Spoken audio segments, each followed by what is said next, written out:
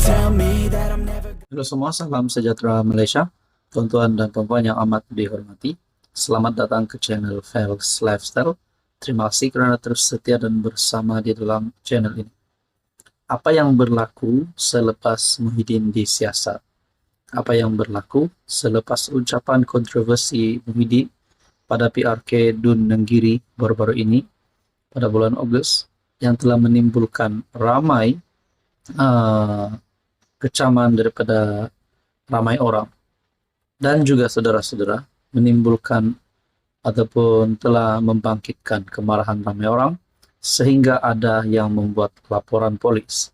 Setakat ini yang kita tahu sudah lebih daripada 30 laporan polis, dan kita juga mendengar kononnya ada 300 lagi laporan polis akan dibuat.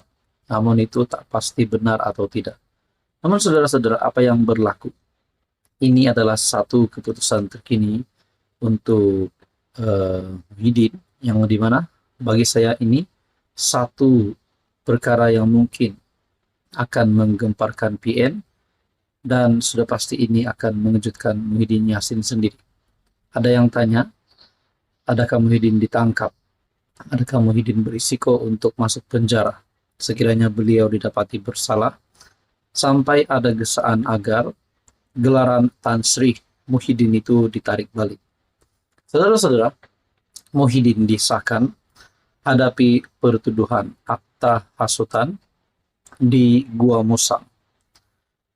Artikel daripada Malaysia Kini bertarik 26 Ogos.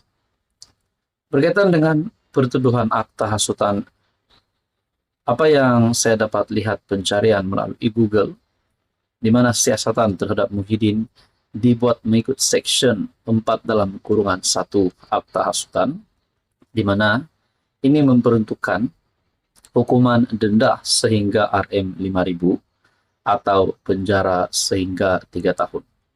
Saudara-saudara, kalau perkara ini benar, adakah Muhyiddin Yassin berisiko untuk didenda RM5.000 ataupun penjara sehingga 3 tahun ataupun kedua-duanya sekali? Perkara ini disahkan Ketua Penerangan Bersatu sendiri, Razali Idris, ketika dihubungi Malaysia Kini.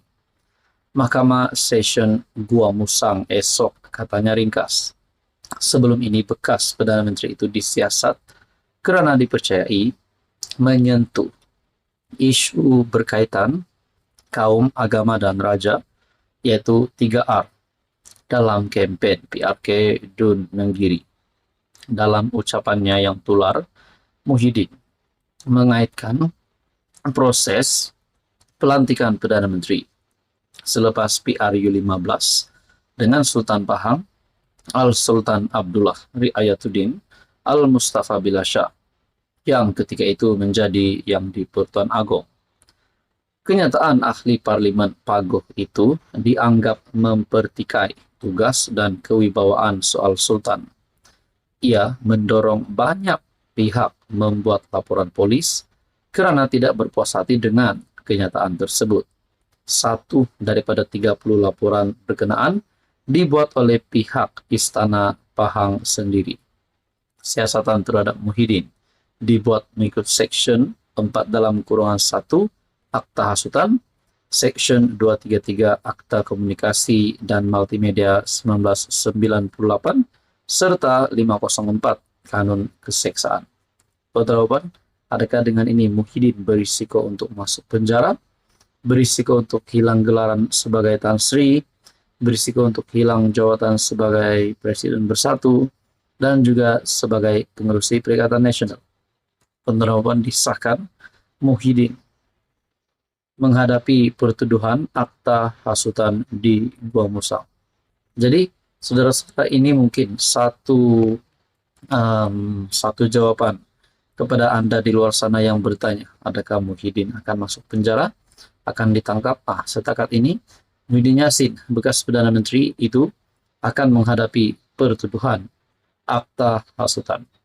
Tuan-tuan yang amat dihormati, apa komen Anda berkaitan dengan isu ini? Sekian saja, teruskan bersama di dalam channel ini. Halo semua, salam sejahtera Malaysia. Selamat datang ke channel Fels Lifestyle. Tuan-tuan dan puan yang amat dihormati, Terima kasih karena terus setia dan bersama di dalam channel ini. Ada satu persoalan yang timbul, di mana ini adalah berkaitan dengan kerajaan dan juga gabungan di dalam kerajaan perpaduan, yaitu kerajaan PHBN hari ini. Adakah status Pakatan Harapan dan Barisan Nasional hari ini dalam keadaan yang baik? Adakah pemimpin-pemimpin daripada UMNO, Barisan Nasional, dan pemimpin daripada Pakatan Harapan sedang menjalankan hubungan yang baik?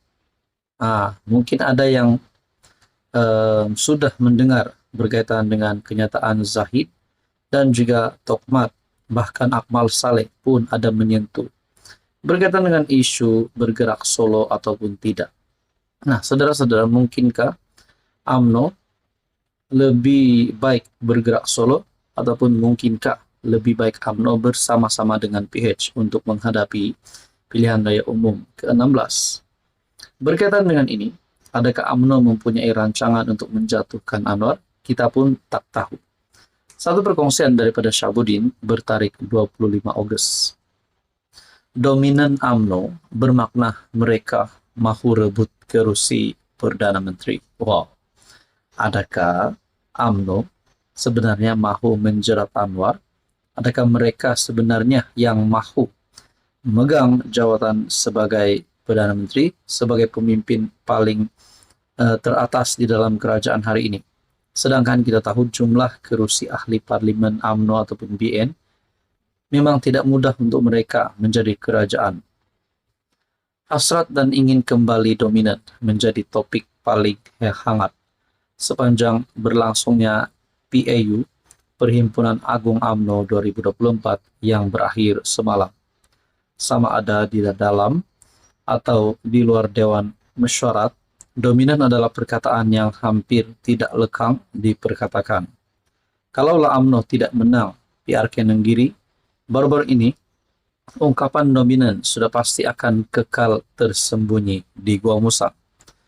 Hanya kerana menang di Nenggiri, berdentam-dentu pemimpin UMNO mahu parti itu kembali dominan. Apa sebenarnya dominan yang ingin dihasrati oleh UMNO itu? Mampukah ia dicapai?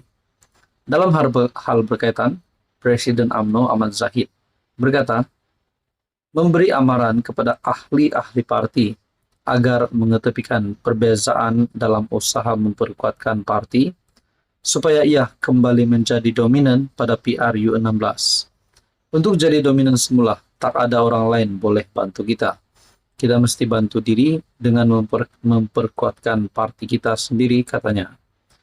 Ketua Pemuda UMNO Akmal Saleh pula tidak mahu Parti Melayu itu selesa dengan situasi semasa, yaitu sekadar menjadi pelengkap kepada kerajaan perpaduan. Sebaliknya, beliau menegaskan UMNO perlu kembali menjadi dominan dalam landscape politik tanah air. Teman-teman, dalam perkongsian melalui Syahbudin, apakah Anwar tidak menyadari dominan UMNO itu boleh mengancam kedudukannya? Dalam hal ini, pandangan Johari Ganih ternampak lebih realistik, yaitu UMNO memerlukan 2 atau 3 PRU lagi untuk mampu kembali dominan. Itu pun jika UMNO benar-benar sedia untuk berubah. Teman-teman, apa komen Anda berkaitan dengan isu ini?